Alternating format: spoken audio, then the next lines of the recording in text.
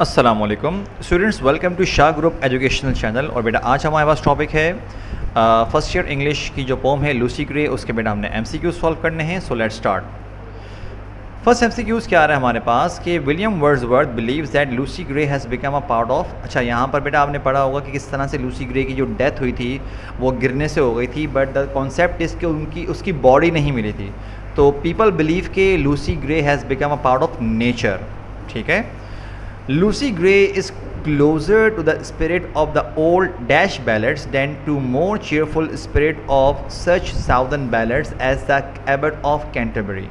अच्छा भाई, हमारे पास बेटा मैंने अगेन आपसे बात कही थी कि कुछ चीज़ें आपको बेटा याद रखनी पड़ेंगी, कुछ चीज़ें आपको अगर कॉन्सेप्ट एक मरतबा पढ़ लोगे तब भी आपको याद रहेगा। ये वाली एक्स्ट्रा इन्फॉर्मेशन आपके पास इस पोम के एंड में जो एक्स्ट्रा इन्फॉर्मेशन है वहाँ से आपको मिल जाएगी। इसका बेटा हमारे पास जो आंसर था वो क्या है, हमारे पास नॉर्दर्न है। ठीक, नेक्स्ट है a dash is a poem in which a story is explain. I do hope मेरे बच्चों को बेटा आपको ये बात याद हो, क्योंकि मैंने आपको बताया था कि एक ऐसी पोम जिसमें स्टोरी बताई जाती है, मतलब पोइट्री करते हुए एक स्टोरी बताते हैं, that is called a ballad. क्या बोलते हैं उसको? बैलेड बोलते हैं। अगला है Lucy Gray was written in. अच्छा क्लास, अब एक बात याद रखिएगा बेटा लूसी ग्रे के बारे में। Lucy Gray was written in, अगर रिटन की बात की जा रही है कि लिखी कब गई थी, तो मेरे बच्चों इसका करेक्ट आंसर क्या है? 1799। लेकिन पब्लिश्ड बेटा ये अलग ईयर में हुई थी। डू रिमेंबर दीज थिंग्स, क्या पता कंफ्यूज ना हो जाओ।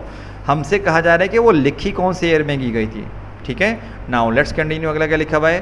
The storm came dash it's time. अच्छा, क्या लिखा हुआ है कि जो तूफान जो आया था वो अब यहाँ पर क्या आ सकता है प्रपोजिशन? देखो, आफ्टर इट्स टाइम, कि जो टाइम था उसके बाद आया, एट इस टाइम, इन इस टाइम। लेकिन हम जानते हैं बेटा कि जो तूफान आया था वो क्या था? टाइम से पहले आ गया था। तो the correct answer is going to be before.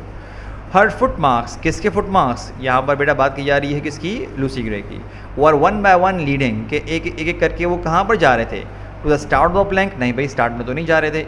ठीक है, by the end of plank, end तक तो गए ही नहीं थे। In to the middle of the plank, जी हाँ ये करेक्ट आंसर है। लेकिन जो लास्ट वाला देख लेते हैं, इन टू द होल प्लैंक, इसका तो कोई सेंस ही नहीं बन पा रहा। तो लिहाजा the correct answer is in to the middle of the plank. Lucy Gray died by. अच्छा, यहाँ पर बेटा हमारे पास क्या लिखा हुआ है? Killing, storm, forgetting the road, falling from the bridge. बेटा हमारे पास करेक्ट कौन सा क्या है कि वो ब्रिज से दरअसल जो बहुत हद तक एक्सपेक्टेड है, एग्जैक्ट किसी ने ये होते हुए देखा तो नहीं था, लेकिन जो मिसिंग प्लैंक था उस ब्रिज पे, उस वुडन ब्रिज पर, उससे यही एक्सपेक्टेड किया जा सकता है कि यहाँ पर जो ज़्यादातर चांसेस है वो क्या थे कि वो किस तरह मरी थी? Falling from the bridge. Lucy Gray went to pick her. अच्छा, लूसी ग्रे को बेटा क्या करने के लिए गई थी? किसे पिक करने के लिए गई थी? वो गई थी अपनी मदर को पिक करने के लिए गई थी। Okay, now let's continue. अगला क्या है? Lucy grey is a and. Lucy grey के बारे में बोलने के बेटा ये क्या है? ये मतलब कि तो बेटा हम जानते हैं कि वी डू नो कि इट्स अ बैलेड। ठीक है ना, ये क्योंकि इसमें पूरी पोइट्री के ज़रिए क्या बताई गई है? पूरी कहानी बताई गई है। William Wordsworth believes that Lucy grey has become a part of. अच्छा, ये हमारे पास बेटा थोड़ा रिपीट हो रहा है, ये स्ट्रॉम है। मैं एक मतलब आपके सामने बेटा स्पेलिंग ठीक कर देता हूँ, एक मिनट रुकिएगा। ठीक है बेटा, अब आप देख सकते हैं कि हमारे पास यहाँ पर जो इसका आंसर है वो क्या है? इसका आंसर क्या आएगा? नेचर। अगला है Lucy Gray was known as dash. Lucy Gray को बेटा एज अ क्या जाना जाता है? तो करेक्ट आंसर इज, हम जानते हैं कि इसमें जो भी एक आंसर पॉसिबिलिटी है वो किसकी है? चाइल्ड ऑफ नेचर, इसी का आंसर बन रहा है। Lucy Gray was published. मैं जो आपसे भी थोड़ी देर पहले कह रहा था बेटा कि रिटन अलग ईयर में हुई थी, ठीक है, उसको लिखा अलग ईयर में गया था, पब्लिश उसको अलग ईयर में किया गया था, एंड द आंसर इज़ 1800।